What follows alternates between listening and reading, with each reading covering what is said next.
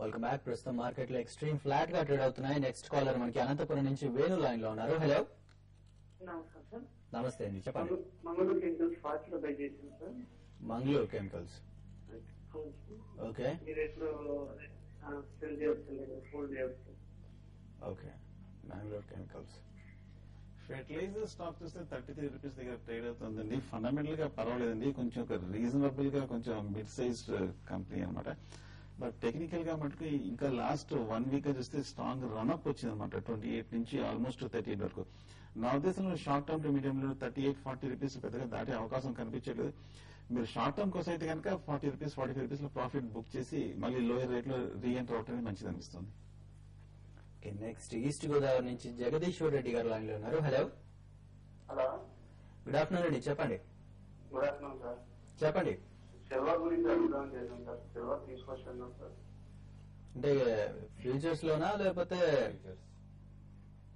Direct కొన్నా అనుకుంటున్నారా? అంటే ఎందుకంటే ఇందులో ఫ్యూచర్స్ లో అయితే 3 months కి ఒకసారి కాంట్రాక్ట్ క్లోజింగ్ ఇలాంటివన్నీ పెట్టారు కదండి. ఓకే అండి, అలా కాకుండా మామూలు డైరెక్ట్ గానే పర్చేస్ చేద్దామండి. ఓకే. అవన్నీ మళ్ళీ క్లోజింగ్ అంటే మళ్ళీ మనం చూసుకుంటూ ఉండాలి కదండి, దాని మీద కాన్సన్ట్రేట్ చేస్తూ ఉండాలి. మనం కాన్సన్ట్రేట్ చేయ ఉండాలి. ఓకే, మరి డైరెక్ట్ గా తీసుకుని డైరెక్ట్ గా ఇస్తానని ప్రయత్నం అండి.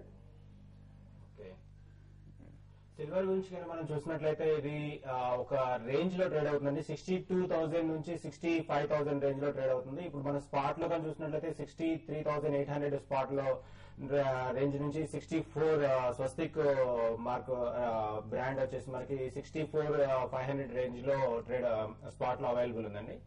ఇది మీరు బెటర్ ఇప్పుడు కనుక తీసుకోవాలనుకుంటే కనుక 1 month నెక్స్ట్ మంత్ 16 తర్వాత తీసుకోవడానికి అవకాశం, అంటే బెటర్ ప్రైస్ మీకు వస్తుందని చెప్పేసి అనుకుంటామండి. మేబీ ఈ week next month first week లో కొంత కరెక్షన్ ఎక్స్పెక్ట్ చేస్తున్నాం. ఆ తర్వాత మీరు ఎంటర్ అయితే బాగుంటుందండి. ఓకే. నెక్స్ట్ కాలర్ మనకి రాజమండ్రి నుంచి ఉన్నారు. హలో, నమస్తే అండి, చెప్పండి. రాజమండ్రి నుంచి కృష్ణమోహన్ మాట్లాడుతున్నానండి. చెప్పండి.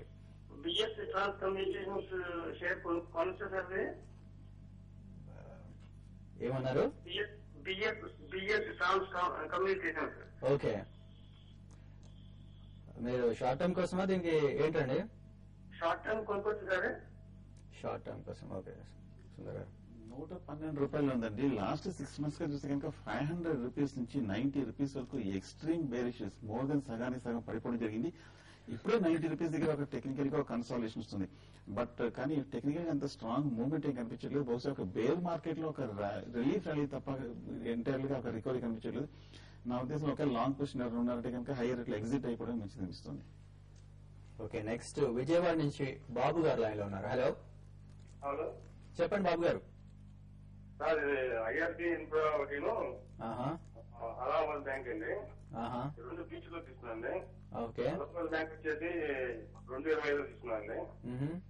ఐఆర్బి ఇన్ఫ్రా వచ్చి 2.20 తీసుకున్నాండి. మరి మార్కెట్ అంతా వీక్ అంటున్నారు, సెకండ్ బాగా ఏం చేయమంటారు? ఓకే. 2 స్టాక్స్ చూస్తే కనుక లాస్ట్ 1 వీక్ లో కొంచెం మార్కెట్ కరెక్షన్ తో పాటు ఇది రావడం జరిగింది. అలహాబాద్ బ్యాంక్ 240 నుంచి 215 వరకు కరెంట్ రేట్ లో ఉన్నాం. కరెక్ట్ గా 2 major support, short term support మీదే ఉన్నాము. ఫ్యూచర్స్ కాబట్టి ఎట్టి బస్సులో స్టాప్ లాస్ అనేది most important. Short term trend తో పాటు వెళ్లాల్సిందే.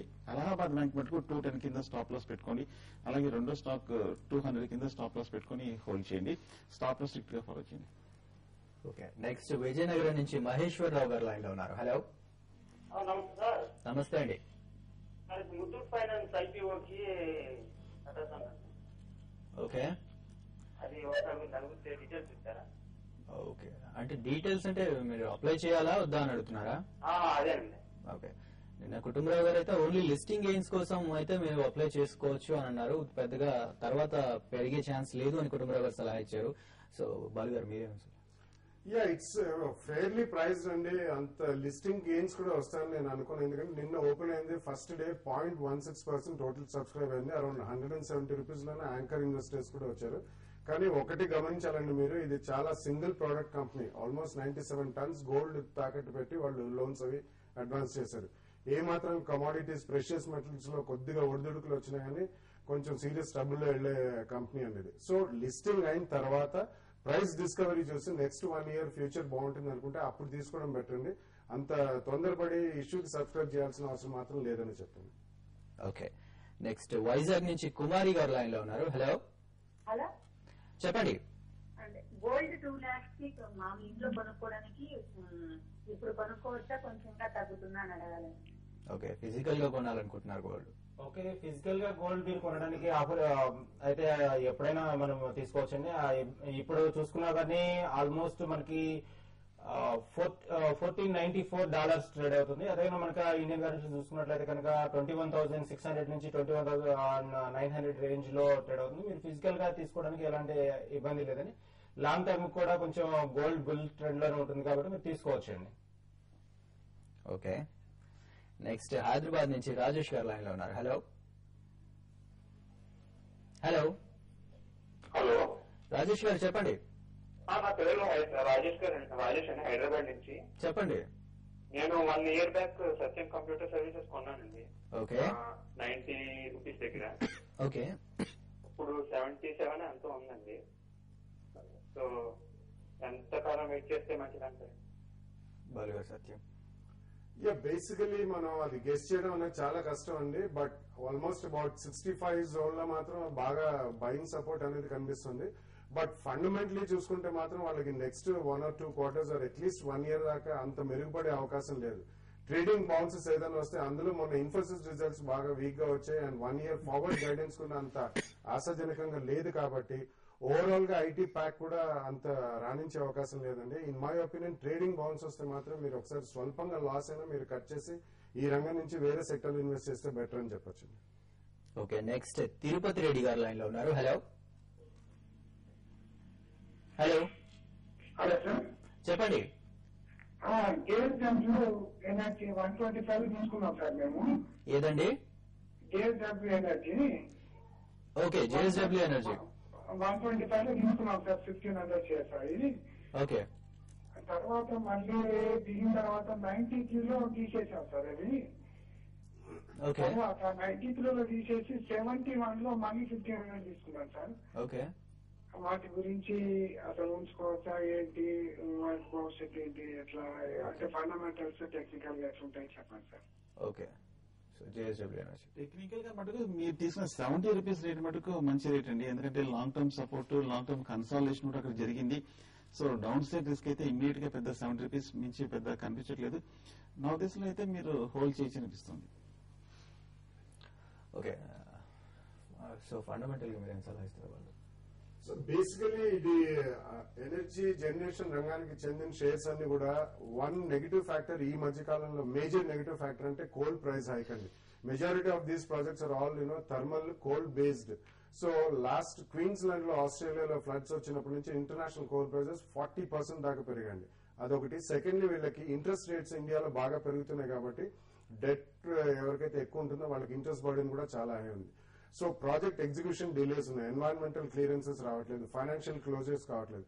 సో ఇవన్నీ చూస్తుంటే ఇప్పుడే సుందర్ గారు చెప్పినట్టు 70 రూపీస్ రేంజ్ లో బాగానే ఉంది, కానీ మీరు ఇందులో కొద్దిగా యాక్టివ్ మేనేజ్మెంట్ చేయాలండి. Purely by and forget type of share కాదు, ఈవెంట్ బేస్డ్. ఇప్పుడు రిజల్ట్స్ వచ్చినప్పుడు ఎప్పుడైనా 10-15% స్పర్ట్ అబౌట్ 7-10 రూపీస్ ఎప్పుడైనా రైజ్ అయితే మాత్రం తప్పకుండా ఒకసారి ప్రాఫిట్ బుక్ చేసి మళ్ళీ లోవర్ లెవెల్లో ఎంటర్ అయితే కొద్దిగా యాక్టివ్ మేనేజ్మెంట్ చేస్తే మీకు యావరేజ్ బాగా తగ్గుతుంది. Over the next 1 or 2 years will make some decent return. Okay అండి, నెక్స్ట్ శ్రవంతి గారు లైన్ లో ఉన్నారు. హలో హలో హలో, చెప్పండి శ్రవంతి గారు. చెప్పండి. 3 Infotech తీసుకుందాం అనుకున్నాను, ఎలా చెప్తారు? 3i Infotech. రిజల్ట్ వస్తుంది, భయం చేద్దాం అనుకుంటున్నాను. 3i Infotech. 3i Infotech చూస్తే కనుక పెద్ద పాజిటివ్ న్యూస్ ఏం కనిపించట్లేదు. సో ఈ మధ్యనే కొంచెం మార్కెట్ రికవరీ తోటి ఇండెక్స్ 5 నుంచి 5.9 వెళ్ళినప్పుడు కొంచెం స్వల్ప రికవరీ రావడం జరిగింది. బట్ నా ఉద్దేశంలో బులిష్ గా లేదు. ఏమాత్రం ప్రాఫిట్ లో ఉందంటే కనుక హై రేట్ లో ఎగ్జిట్ అవ్వండి. ఎగ్జిట్ అయిపోవడం బెటర్ అనిపిస్తుంది. తీసుకోవాలా అని అడిగారా? ఫ్రెష్ బయింగ్ అయితే అవాయిడ్ చేయండి. ఓకే, నెక్స్ట్ మరో కలర్ లైన్ లో ఉన్నారు. హలో హలో హలో, చెప్పండి. సార్ నమస్తే సార్, నా పేరు శ్రీకాంత్, నేను హైదరాబాద్ కాల్ చేస్తాను. చెప్పండి శ్రీకాంత్ గారు. నేను రిలయన్స్ నాషర్లు తీసుకున్నానండి. మామూలు ఇప్పుడు అది ట్రేడ్ అవ్వట్లేదు కదా. Reliance natural. అవునండి. ఓకే, ఇప్పుడు అది ట్రేడ్ అవ్వట్లేదు కదా, అంటే ఇప్పుడు మామూలుగా ఇప్పుడు డైరెక్ట్ అంటే ఇప్పుడు సెల్ చేస్తే మామూలుగా అంటే ఇప్పుడు అది రిలయన్స్ ఇండస్ట్రీస్ ఒక షేర్ ఇస్తున్నారు అంటే Reliance actual 4 shares Reliance Industries ఒక షేర్ ఇస్తున్నారు అన్నట్టుగా ఏమన్నారు అంటే అది ఎట్లా అంటే యాక్చువల్లీ రిలయన్స్ ఇండస్ట్రీస్ కాదండి, RNRL got merged into R power. So మీరు రిజిస్ట్రార్స్ సంప్రదించండి. రిజిస్ట్రార్స్ సంప్రదించి మీరు షేర్ సర్టిఫికెట్స్ టెండర్ చేశారు, లేకపోతే డీమార్ట్ లో ఉన్నా కానీ మీకు డెఫినెట్లీ వాళ్ళు ఏదైతే మర్జ్ చేశారో ఆ కంపెనీ షేర్స్ వస్తాయి. రిలయన్స్ ఇండస్ట్రీస్ మాత్రం కాదండి. So please contact your registrar and your problem will be solve. Okay, and మీరు స్టాక్ కొన్నప్పుడు కాస్త దాని గురించి కూడా ఎంక్వైరీ చేయండి, రీసెర్చ్ చేయండి, తెలుసుకోండి. అండ్ సో బాలు గారు ఇక చివరిగా ఎలాంటి సలహా ఇస్తారు మీరు? డెఫినెట్లీ రిజల్ట్ సీజన్ అయ్యేదాకా మాత్రం కాషియస్ గానే ఉండాలండి. If you're in cash, stay in cash. ఒకవేళ లాంగ్ టర్మ్ ఇన్వెస్టర్ అయితే మాత్రం తొందరపడి అమ్మాల్సిన అవసరం లేదు. ఫ్రెష్ గా ఎంట్రీ చేయాలనుకున్న వాళ్ళు మాత్రం రిజల్ట్స్ అయిన తర్వాత just keep all the shares on your radar.